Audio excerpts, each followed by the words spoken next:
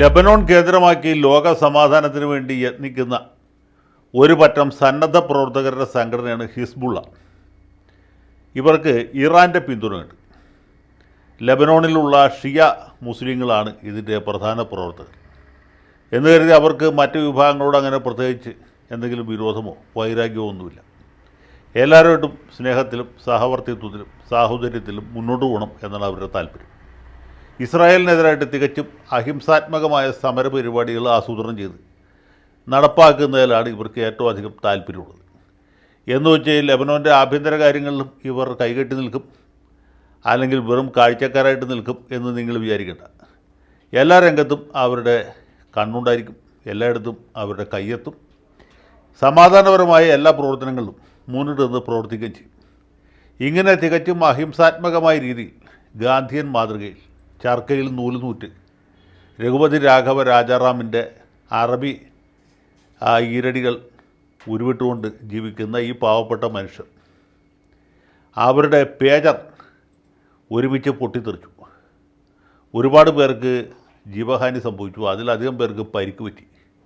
പലരുടെയും കണ്ണുകൾ നഷ്ടപ്പെട്ടു, ചിലരുടെയൊക്കെ കയ്യ്, ചിലരുടെ ഒരു കൈ പോയി, ചിലരുടെ രണ്ട് കൈ നഷ്ടപ്പെട്ടു. പലർക്കും വയറിൻ്റെ ഭാഗത്ത് ഭയങ്കരമായ പൊള്ളലുണ്ടായി. ഇതെങ്ങനെ സംഭവിച്ചു എന്ന് ആദ്യം ആർക്കും മനസ്സിലായില്ല. പിന്നെയാണ് മനസ്സിലായത് ലോക കണ്ടകന്മാരായിട്ടുള്ള ഇസ്രായേലുകാരുടെ ജൂതന്മാരുടെ പരിപാടിയാണ്. ഈ യഹൂദന്മാർ ചില്ലറക്കാരൊന്നുമല്ല. നിങ്ങൾ ഈ 1900 ആണ്ട് മുതൽക്കുള്ള കണക്കെടുത്ത് പരിശോധിച്ചാൽ ഫിസിക്സിനും കെമിസ്ട്രിക്കും വളരെയധികം പ്രാവശ്യം നൊബേൽ സമ്മാനം നേടിയിട്ടുള്ളത് യഹൂദന്മാരായ ശാസ്ത്രജ്ഞന്മാരാണ്. അവർ വലിയ ബുദ്ധിമാന്മാരാണ്, ബുദ്ധിരാക്ഷസന്മാരാണ് എന്ന് പറഞ്ഞാലും തെറ്റില്ല. ഈ ആറ്റം ബോംബിൻ്റെ അടിസ്ഥാന തത്വം വികസിപ്പിച്ച ആൽബർട്ട് ഐൻസ്റ്റീൻ, അത് ബോംബിൻ്റെ രൂപത്തിൽ വികസിപ്പിച്ചെടുത്ത ഓപ്പൺഹൈമറും ഒക്കെ ഈ വിഭാഗത്തിൽപ്പെട്ട ആൾക്കാരാണ്. അതുകൊണ്ട് അവരെ നമുക്ക് ആർക്കും താഴ്ത്തി കാണിക്കാൻ കുറച്ച് കാണാൻ പറ്റുകയില്ല. ചില്ലറക്കാരൊന്നുമല്ല. അവരാളെ കൊല്ലാനും പല വിധത്തിലുള്ള സംവിധാനങ്ങൾ ആസൂത്രണം ചെയ്ത് നടപ്പാക്കുന്നതിൽ വലിയ വിദഗ്ധന്മാരാണ്, ഒരു വലിയ ബിരുദന്മാരാണ്, വീരന്മാരാണ്. അങ്ങനെ ആസൂത്രണം ചെയ്ത ഒരു പുതിയ സാങ്കേതിക പദ്ധതിയാണ് ഈ പേജർ ബോംബ് എന്നാണ് നമ്മളിപ്പോൾ ഏറ്റവും അവസാനം മനസ്സിലാക്കുന്നത്. ഈ പേജർ എന്ന് പറഞ്ഞ സാധനം ഇപ്പോൾ പലർക്കും അറിയില്ല. 1995-96 കാലത്ത് നമ്മുടെ നാട്ടിൽ പല ആളുകളുടെ കയ്യിലുണ്ടായിരുന്നു ഈ സാധനം. ചതുരാകൃതിയിലുള്ള ഒരു ഇലക്ട്രോണിക് ഡിവൈസാണ്. ഇതിലേക്ക് വാർത്തകൾ വരും, അല്ലെങ്കിൽ നമുക്കിതിൽ നിന്ന് ചെറിയ മെസ്സേജുകൾ, ഇപ്പോൾ SMS അയക്കുന്ന പോലെ അല്ലെങ്കിൽ വാട്സപ്പ് മെസ്സേജ് അയക്കുന്ന പോലെ, ഞാൻ ഇന്ന സ്ഥലത്തുണ്ട്, അല്ലെങ്കിൽ ഇന്ന കാര്യം ചെയ്തുകൊണ്ടിരിക്കുന്നു എന്നൊക്കെ സ്വന്തം കാര്യം അറിയിക്കാൻ പറ്റിയ ആ ഒരു സംവിധാനമാണ് ഈ പേജർ. ഇപ്പോൾ ആരും ഇത് ഉപയോഗിക്കുന്നില്ല. 94, 95, 96, ഒരു പക്ഷേ 98, 99 ആകുമ്പോഴത്തേക്കും ഇത് അപ്രസക്തമായി. അപ്പോഴത്തേക്കും നമ്മുടെ നാട്ടിൽ സെൽഫോൺ വന്നു, മൊബൈൽ ഫോൺ വന്നപ്പോൾ ആ സെക്കൻഡിൽ ഈ സാധനം അപ്രത്യക്ഷമായി. ഇപ്പോൾ ഈ പൊട്ടിത്തെറിയുടെ വാർത്ത കേട്ടപ്പോഴും ഞാൻ തന്നെ പേജറിനെ കുറിച്ച് ഓർത്ത്, ആ പേജറാണ് ഈ പേജർ എന്ന് പോലും സംശയിച്ചു. അപ്പോൾ അങ്ങനെയുള്ള ഈ സാധനം ലോകത്തിപ്പോൾ വേറെ ആരും ഉപയോഗിക്കുന്നില്ല.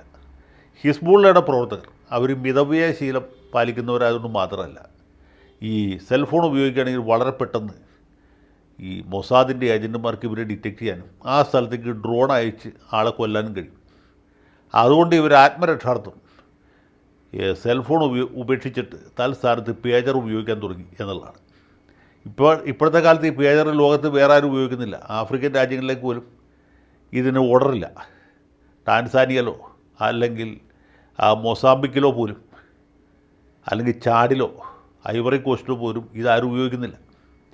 അതുകൊണ്ട് ഇവരെന്ത് ചോദിച്ചാൽ തൈവാനിലുള്ള ഒരു കമ്പനിക്ക് ഓർഡർ കൊടുത്ത് അവരെ കൊണ്ട് പ്രത്യേകം പറഞ്ഞ് തയ്യാറാക്കിച്ചാണ് 5000 പേജറിന് ഓർഡർ കൊടുത്തു. ഈ മൊസാദിൻ്റെ ഏജൻറ്റുമാർ അതിലും വലിയ വീരന്മാരായതുകൊണ്ട് 5000 എണ്ണത്തിലും ഇവർ കേവലം 3 ഗ്രാം വീതം സ്ഫോടക വസ്തു ഒളിപ്പിച്ചു വെച്ചു. ഈ നമ്മുടെ ഹിസ്ബുള്ളയുടെ പ്രവർത്തകർ ഇത് വാങ്ങിച്ച് ഈ സാധനം മിക്കവാറും എളിയിലാണ് വയ്ക്കുക. ഈ പാൻറ്റ് ഇട്ട് ബെൽറ്റ് കെട്ടിക്കിട്ട് ആ ബെൽറ്റുമ്മലാണ് ഇത് ഘടിപ്പിച്ച് വയ്ക്കുക, അല്ലെങ്കിൽ പാൻറ്റിൻ്റെ ഈ ഹുക്കിടുന്ന സ്ഥലത്താണ്. അങ്ങനെ ഒളിപ്പിച്ച് അവിടെ വച്ചിരുന്ന പേജറിൽ പെട്ടെന്ന് ഇവർ അലർട്ട് കൊടുക്കുകയും ഇതെന്താണെന്ന് അറിയാൻ വേണ്ടി ഇവർ ഓൺ ചെയ്തപ്പോൾ ഓൺ ചെയ്യുന്ന നിമിഷത്തിൽ പൊട്ടിത്തെറിക്കത്തക്ക രീതിയിലാണ് ഇത് അറേഞ്ച് ചെയ്തത്. ഇസ്രായേലിൻ്റെ സാങ്കേതിക വിദ്യയുടെ ഒരു വമ്പിച്ച വിജയം അല്ലെങ്കിൽ ഒരു ദൃഷ്ടാന്തം എന്ന് പറയാവുന്ന സംഭവമാണ്. 2000-ലധികം പേജറുകൾ ഒരേ സമയത്ത് പൊട്ടിത്തെറിച്ചു. 5000-ൽ 3000 വിതരണം ചെയ്യുന്നുള്ളൂ. ചിലതിനൊക്കെ നിർമ്മാണത്തിനുള്ള അപാകത കൊണ്ട് പൊട്ടിയില്ല. പിന്നെ ചിലരൊക്കെ അലർട്ട് കേട്ടിട്ട് എടുത്ത് നോക്കിയില്ല, നോക്കാൻ മറന്നുപോയി, അല്ലെങ്കിൽ മറ്റു തിരക്കിലായിരുന്നുകൊണ്ട് അത് ഓപ്പൺ ചെയ്യാൻ പറ്റിയില്ല. ഏതായാലും ഓപ്പൺ ചെയ്ത എല്ലാ സാധനവും പൊട്ടിത്തെറിച്ചു. പൊട്ടിയതെല്ലാം മാരകമായിട്ട് പരിക്കേൽപ്പിച്ചു, പൊള്ളലേൽപ്പിച്ചു, കണ്ണിൻ്റെ കാഴ്ച നഷ്ടപ്പെട്ടു, കൈപ്പത്തികൾ ചെതറിപ്പോയി. അങ്ങനെ ഹിസ്ബുള്ളയ്ക്ക് അവരുടെ സമാധാനപരമായ ആ നിലനിൽപ്പിന് വലിയ തിരിച്ചടിയെ പോയി. ഇതിൽ വേറൊരു സംഗതി കൂടിയുണ്ട്. ഹിസ്ബുള്ളയുടെ പുറകിൽ ഇറാനാണുള്ളത്. ഇറാനാണെങ്കിൽ ഇങ്ങനെ നിരന്തരമായിട്ട് തിരിച്ചടികൾ ഏറ്റുവാങ്ങിക്കൊണ്ടേയിരിക്കുകയാണ്. ഇറാൻ്റെ പ്രസിഡന്റ് സഞ്ചരിച്ചിരുന്ന ഹെലികോപ്റ്റർ തകർന്നു വീഴുകയും അദ്ദേഹം ഒറ്റയടിക്ക് പരലോകപ്രാപ്തനാവുകയും ചെയ്തു. ആ ശവസംസ്കാരം കഴിഞ്ഞ് പുതിയ ആളുടെ അരിയിട്ട് വാഴ്ചയ്ക്ക് വന്നപ്പോഴാണ് നമ്മുടെ ഹമാസിൻ്റെ തലവൻ ഇസ്മായിൽ ഹനിയ ഇറാൻ്റെ തലസ്ഥാനമായ ടെഹ്റാനിൽ വെച്ച് എന്തോ ഒരു ഇലക്ട്രോണിക് ഡിവൈസ് ഉപയോഗിച്ചുള്ള ആക്രമണത്തിൽ കൊല്ലപ്പെട്ടു. അദ്ദേഹത്തെ താമസിച്ചിരുന്ന മുറിയിൽ ബോംബ് വെച്ചതാണോ അതോ പുറത്തുനിന്ന് വേറെ ഏതെങ്കിലും പ്രൊജക്റ്റൈൽ ഉപയോഗിച്ച് കൊലപ്പെടുത്തിയതാണെന്ന് ഇപ്പോഴും വ്യക്തമല്ല. പല തിയറികളും അതുമായിട്ട് ബന്ധപ്പെട്ട് ഉയർന്നു വന്നിട്ടുണ്ട്. ഒരു പ്രതിയെ പോലും അറസ്റ്റ് ചെയ്യാനായിട്ട് ഇറാൻ ഗവൺമെൻറ്റിന് പറ്റിയിട്ടില്ല. ഇറാൻ്റെ അതിഥിയായിരുന്ന ഹനിയയെ കൊലപ്പെടുത്തിയ ഹീനന്മാരെ വച്ചേക്കുകയില്ല, ഇവനെ കാച്ചിക്കളയും എന്ന് പ്രഖ്യാപിച്ചിട്ട് കുറേ നാളായി. ഇറാൻകാർ യുദ്ധം പ്രഖ്യാപിക്കുന്നതിൻ്റെ ഭാഗമായിട്ട് ചുവന്ന കൊടി ഉയർത്തിയിട്ടും ഒരേ കാലമായി. ഇപ്പോൾ വെയിൽ കൊണ്ട് ആ ചുവന്ന കൊടി നരച്ചു എന്നാണ് നമ്മൾ മനസ്സിലാക്കുന്നത്. കാരണം തിരിച്ചടിക്കാൻ ആഗ്രഹമില്ലാണ്ടല്ല, അടിക്കാൻ കൈ പൊങ്ങുന്നില്ല. അതാണ് ഇപ്പോഴത്തെ അവസ്ഥ. ഇറാൻ്റെ തിരിച്ചടി ഉടനെ ഉണ്ടാവും. ഇപ്പോൾ പൊട്ടും, നാളെ പൊട്ടും, മറ്റന്നാൾ പൊട്ടും എന്നൊക്കെ വിചാരിച്ച് നമ്മുടെ മീഡിയ വൺ ചാനലിൽ ദാവൂദ് സംഘവും ചർച്ച ചെയ്യാൻ കുറേ ദിവസമായി. ചർച്ച ചെയ്ത് ഇവരുടെ വായിൽ വെള്ളം പറ്റിയതല്ലാണ്ട് ആ ഇറാൻ യാതൊന്നും ചെയ്തിട്ടില്ല. അപ്പോഴാണ് ഇതേ പേജർ ബോംബുകൾ പൊട്ടിത്തെറിക്കുന്നു. ഇത് മീഡിയ വൺ എങ്ങനെ സഹിക്കുന്നത് എനിക്കിപ്പോഴും അറിയില്ല. ഇറാൻ വലിയ ദുഃഖത്തിലാണ്. ഹിസ്ബുള്ള തിരിച്ചടിക്കും, ഇതിന് വലിയ വില കൊടുക്കേണ്ടി വരും എന്ന് പറഞ്ഞുകൊണ്ടിരിക്കുകയാണ്. ഇനി എന്തൊക്കെ വിലയാണ് കൊടുക്കേണ്ടവരെന്ന് നമുക്കറിയില്ല. വില പണ്ട് ഈ പിതാമഹൻ എന്ന നോവലിൽ സർ ചാത്തു ചോദിക്കുന്ന പോലെ കാശായിട്ടാണോ അതോ നെല്ലായിട്ടാണോ കൊടുക്കുക എന്നും അറിയില്ല. ഏതായാലും കാണാനിരിക്കുന്ന പൂരം പറഞ്ഞു കേൾക്കേണ്ട ആവശ്യമില്ല. ഹിസ്ബുള്ളയ്ക്ക് കനത്ത തിരിച്ചടി എന്നാണ് മാധ്യമങ്ങൾ പറയുന്നത്. എനിക്കങ്ങനെ തോന്നുന്നില്ല. കുറച്ച് പേരുടെ കൈ പോയി, കുറച്ച് പേരുടെ കണ്ണുപോയി, കുറച്ച് പേർക്ക് പൊള്ളലേറ്റു എന്നാണ് ഒഴിച്ചാൽ അവരുടെ ഗാന്ധിയൻ സമാധാന മൂല്യങ്ങളിലുള്ള വിശ്വാസം നഷ്ടപ്പെട്ട് കാണും എന്നെനിക്ക് തോന്നുന്നില്ല. അവരിനിയും അഹിംസാത്മകമായ സമരം തുടരുക തന്നെ ചെയ്യും. ഏറ്റവും അവസാനത്തെ പരാജയം തീർച്ചയായിട്ടും ഇസ്രായേലിനായിരിക്കും. ഇസ്രായേൽ തോറ്റു എന്ന് ഇവിടെയുള്ള ആളുകൾ പറഞ്ഞുകൊണ്ടിരിക്കുന്നുണ്ട്.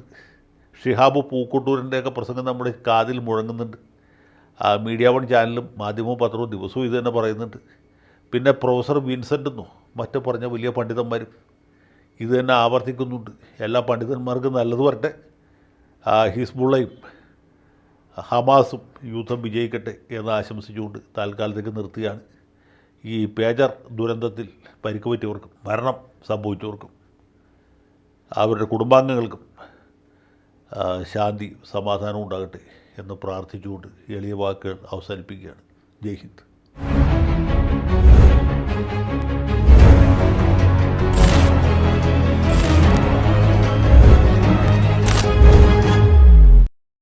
കൂടുതൽ വാർത്തകളും വിശേഷങ്ങളും നിങ്ങളിലേക്ക് എത്താൻ ABC മലയാളം സബ്സ്ക്രൈബ് ചെയ്യുക, ബെൽ ബട്ടണും അമർത്തുക.